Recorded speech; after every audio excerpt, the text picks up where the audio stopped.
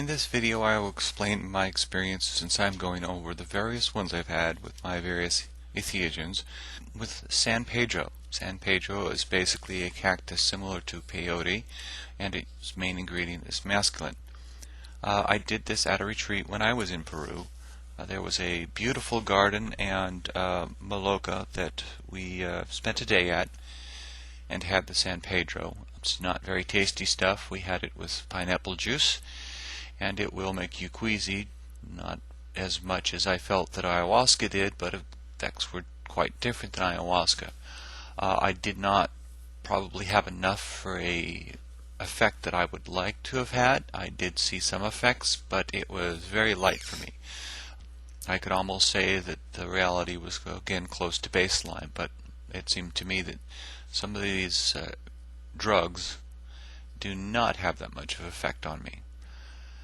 The ceremony started where we sat down. He mixed the San Pedro, we had it, waited about an hour, and in the San Pedro ceremonies there's no type of Icaros, and there was no shaman to guide us. We were generally encouraged to go walking into nature.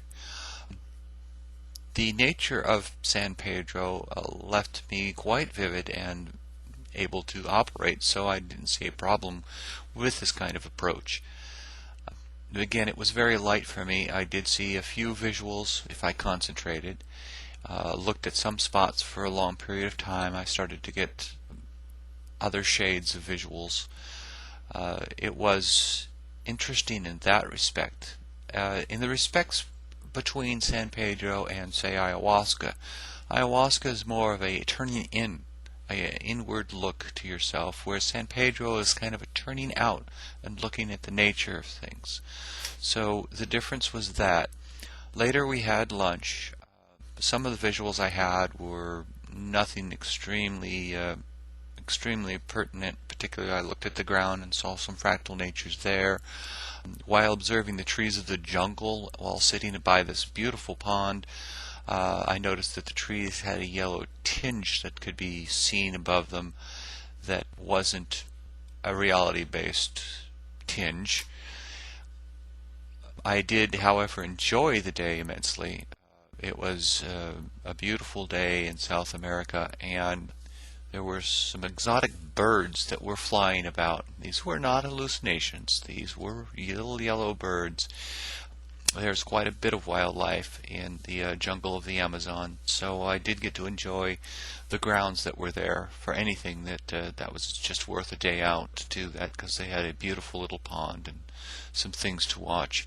Later in the afternoon, after we had lunch to try and settle our stomachs, the San Pedro actually should have lasted about 6 hours, so we were still on it. I sat down in the maloca and meditated. This I found the most intriguing and the best part of the San Pedro, as it did lead me to a deeper meditation, a deep concentration of thought, a more vividness of the imagination in that area.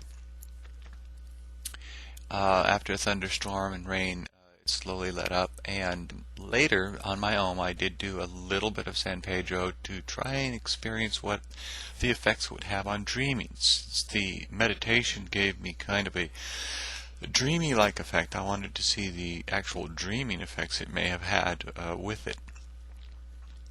So that was the San Pedro experience.